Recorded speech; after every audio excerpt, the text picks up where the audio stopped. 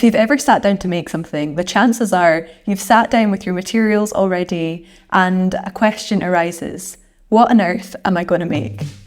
Or maybe you've been making for a while and things are starting to feel a bit repetitive. It's such a common position to find ourselves in, where we've finally carved out that time just to make art for ourselves, and that question rears its head really loudly. What do I do? Part of the joy and the challenge in creating something is not knowing what the result is going to be. We don't always know how our work is going to turn out, especially if it's process-led. But the good news, you probably don't need to know. What is more important is to be able to have the confidence knowing that you can come up with imaginative ideas to inspire yourself and take you from the blank page to actually getting started.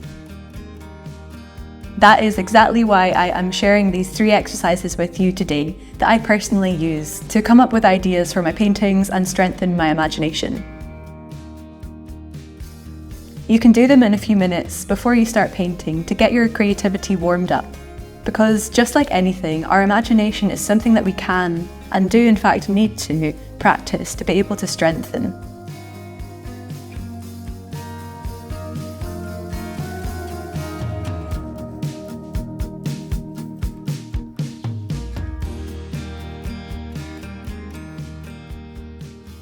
Our first exercise is to help us get some headspace to clear our mind of all the daily clutter that we have going on in there, so that we can actually make space for some creativity and imagination to emerge. After all, how on earth can we let our imagination run wild if our thoughts are completely preoccupied? So step 1 is to get everything that we have in our mind, our to-do list, out onto the page. Everything that we're thinking about, what we need to do, what we're feeling right now, we're going to get that out through words. And if writing isn't your thing, you could also try talking into a voice memo app on your phone, exactly like I'm doing just now. So the first thing I do is a brain dump. It's simply pouring everything out of your head out onto the page.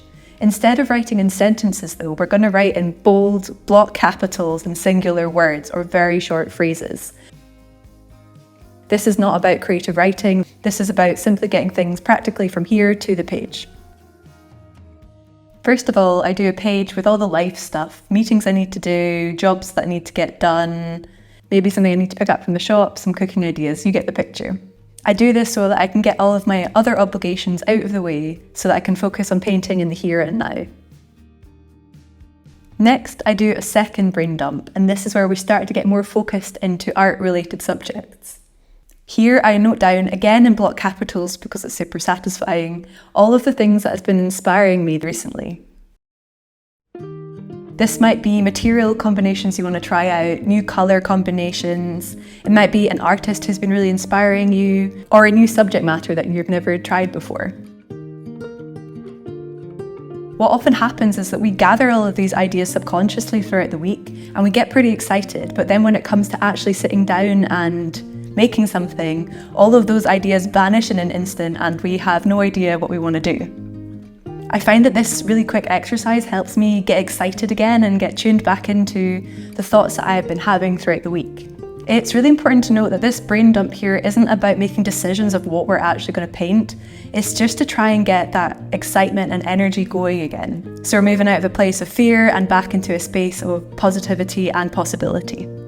You might even want to go one notch further by immersing yourself back into that inspiration, gathering books out that have been inspiring you, looking at the Pinterest board that you've been creating or images you've saved on Instagram. It might be revisiting that artist's work which has been inspiring you or reading an article on their practice. Perhaps you're even inspiring yourself through past work that you've made. You might also want to take a look at your photo library to scroll through old photographs and videos from your memories to help you tune back into that source of inspiration. Before we jump into exercise 2, I wanted to introduce myself and share what the paintings I'm working on whilst I chat are all about. So hello, my name is Orla and I'm an artist and illustrator.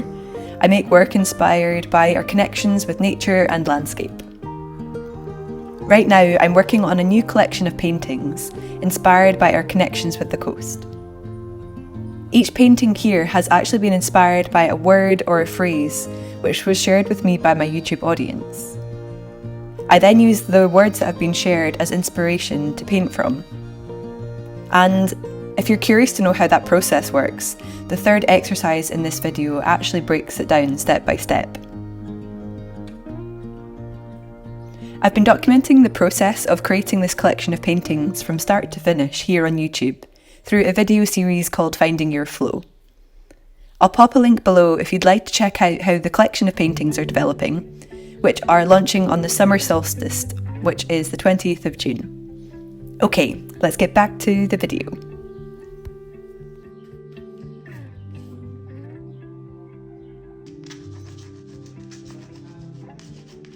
Our second exercise is a visualization and writing exercise. This is my favourite method for generating ideas when I want to create more personal work, informed by my own memories and experience.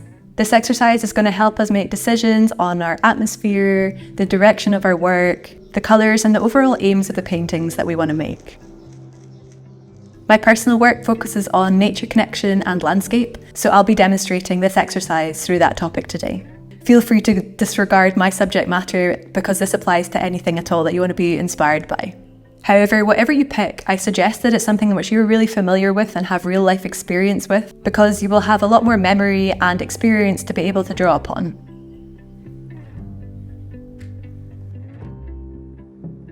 Right now in my own artwork, I'm creating paintings inspired by the sea and our relationships with the coast. Our first step is to sit down. If you want to and feel comfortable, close your eyes and just sit quietly for a minute. We're going to sit and visualise our subject matter. You might also find it helpful to write down your ideas as they arise. When I think of the sea, I'm instantly transported to a really special and cherished memory I have while camping by myself on Rackwick Bay, which is on Hoy, just off of Orkney. I'm going to sit and tune into that moment and imagine myself actually physically being there. Instead of focusing on trying to remember what the actual bay looked like, I'm going to first think about how I felt being there, what I could hear, could I touch anything, could I taste anything, maybe salty air for instance. What did actually being there feel like for me? After I've done that, I'll start to tune into the visuals. Again, I'm not trying to remember the exact way it looked. I'm more trying to recall, was there a path? Was there a cliff? Were the waves really choppy or was it flat calm? Was the beach made of sand or stones? Were there loads of houses around or not? Were there people there as well? Now that you've done that visualization, I find it really helpful to then grab a notebook and a pen and just free write out those memories that you've conjured up. All of those things which I've just listed off, from the physical experience of being there and also the things that you could visually remember. The difference between this free writing exercise and the one we did before is that instead of working in just singular words or block capitals, we're now allowing ourselves to write in free sentences. Again, they don't need to make grammatical sense, they don't need to be the best piece of writing you've ever written. It's literally just filtering through those memories straight out onto the page. Oftentimes, this visualization exercise reveals to us what we're actually interested in. I find that I remember the details that are actually important to me, and therefore those are the things that I want to be able to translate and capture in my artwork. Therefore, I can use this visualization technique as a way to know what actually genuinely interests me, and I can forget about trying to capture everything else.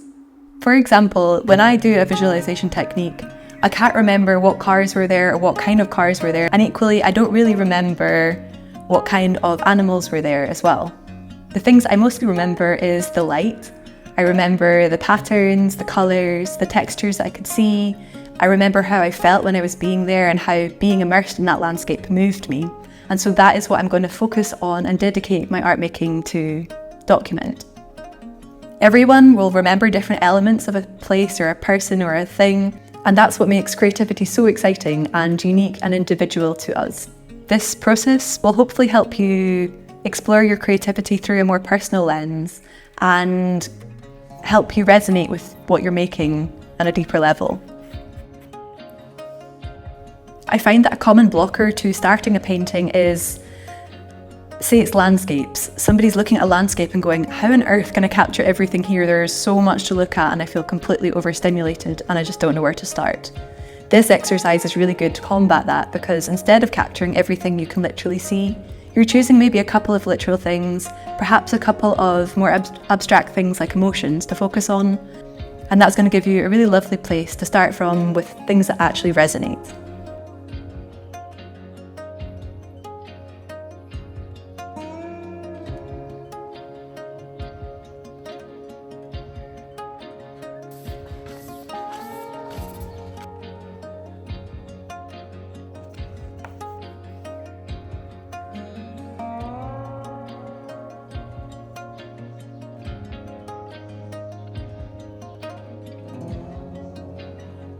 Another way to strengthen your imagination is to practice building stories and scenes and narratives in your head. This one is a little bit like guided daydreaming, which is something I think we do not do nearly enough as adults. This exercise is also the way that I've been developing my current collection of paintings, which I'm working on and documenting through videos here on YouTube. So instead of starting with visual inspiration, we're going to start with words instead. We're going to use those words as the starting point to build stories and narratives which we can then go and paint. So again, our first step is to pick that subject matter, and once more, mine is going to stick to the coastal landscapes. Our next step is to pick out one emotive word, so an emotion that we associate with our subject matter. And the second is to pick out a phrase which we associate with that subject matter. To demonstrate, my emotive word that I'm associating with coastal landscapes is awe, and the phrase that I'm picking is sounds of the coast. You don't need to overthink the words, they do not need to be literary genius or poetic masterpieces, it's just the first thing which comes to your mind. Next, we're going to create a mind map for that emotive word which we've picked. We're going to put the emotional word in the centre of the page and put little lines out from there which we're going to gather ideas on. The first thing we're going to think about is, if that emotion could be a colour, what colour would it be? And this might be multiple colours as well, so we're going to write out those colours down on the page.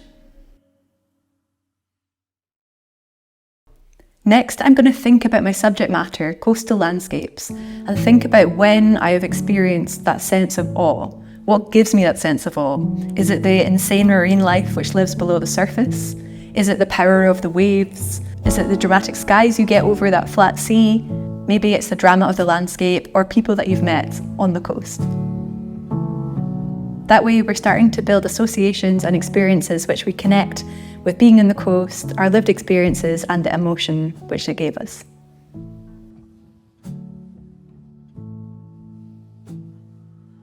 Sometimes I find the phrase to be a little easier to work with to start to build out those narratives in my head.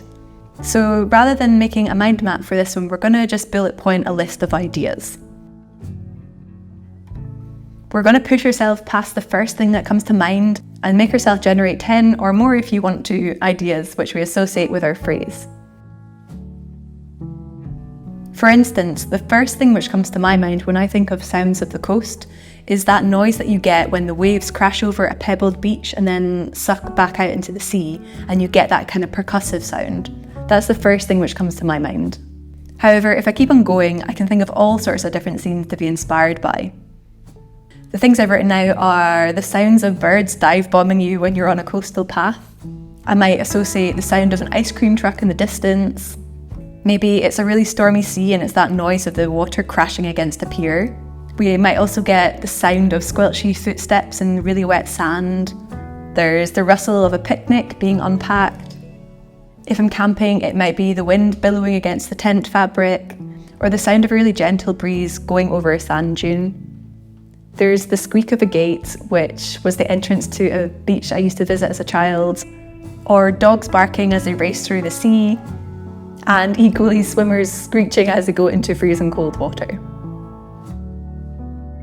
So there you can see from that one really simple sentence, I've got 10 different paintings which I could start to think about. That one word, that one emotion, or that one phrase could generate an entire collection of paintings if you wanted to. Or maybe you just want to make the one piece. It's completely up to you. But regardless, that exercise should really get the cogs turning in different ways which you can interpret your own experiences to create artwork which is really personal and specific to you.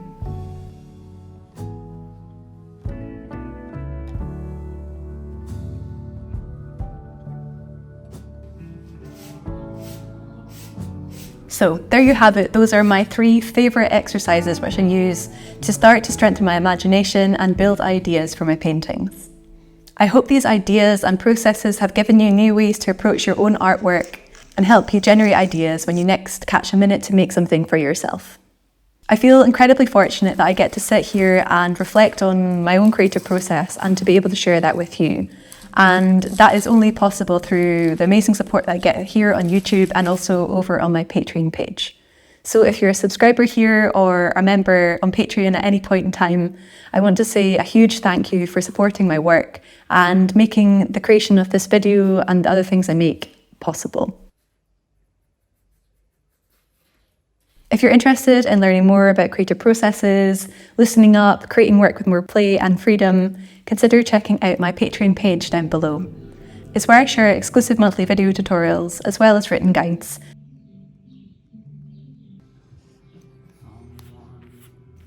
As always, thank you so much for watching, and I will see you outside.